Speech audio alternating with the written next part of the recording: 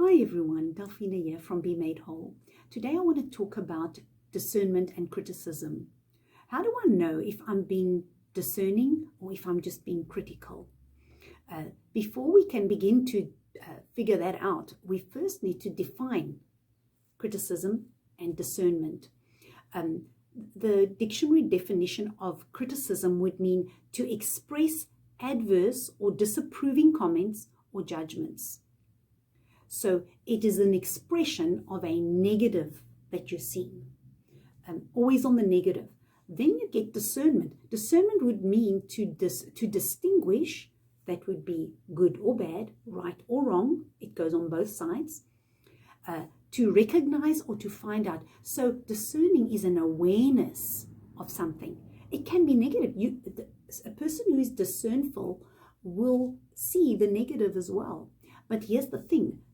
If someone is critical, if I'm being critical, I will see the fault and I will always lean more to seeing the faults than to seeing the good. That's the first thing. Secondly, my expression would always be more when I see the faults. I won't be so eager to express when I see the good.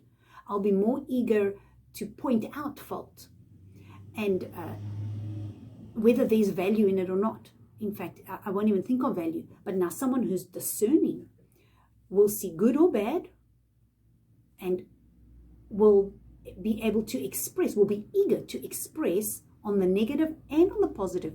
But on the negative, a discerning person will only express on the negative or express fault or highlight a fault when there's a purpose or some kind of a valid reason, or some good can come out of me expressing this. If I see a fault, it's like when we correct our children. You correct your children, you say, this is wrong. What you're doing is wrong. You're expressing it and highlighting it because you're busy teaching them.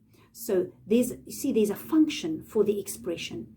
On the critical side, it's just a matter of expressing. A person gets into a habit of maybe always expressing the negative that they see, and or maybe they feel inferior, and so expressing or verbalizing the negative that they see around them or in others makes them feel better about themselves. I mean, that's being critical. That is not being discerning. So we've got to judge it correctly. The fact that we see the fault is not what makes us critical. It's what we do when we see the fault. It's the heart. How do we perceive the negative that we're seeing? What are we about? How do we express? And are we also seeing the good? If we are so aware of the things that are happening around us that we notice the negative things, then we should equally be noticing the good that we see. So that's the key. Am I seeing it on both sides? I must judge myself and I must look inside and say, why am I thinking like this? Why do I see this? Why am I expressing like that? So my encouragement to everybody today is look inside and ask yourself, am I discerning or am I being critical? Judge your heart, the heart with which you see things, and judge your response so that you can line yourself up. Discernment is a great tool. We need discernment in our lives because it'll help us. It'll help us to it'll help to stop us from making wrong decisions. Discernment is a great tool to have, but criticism is not good. It's destructive.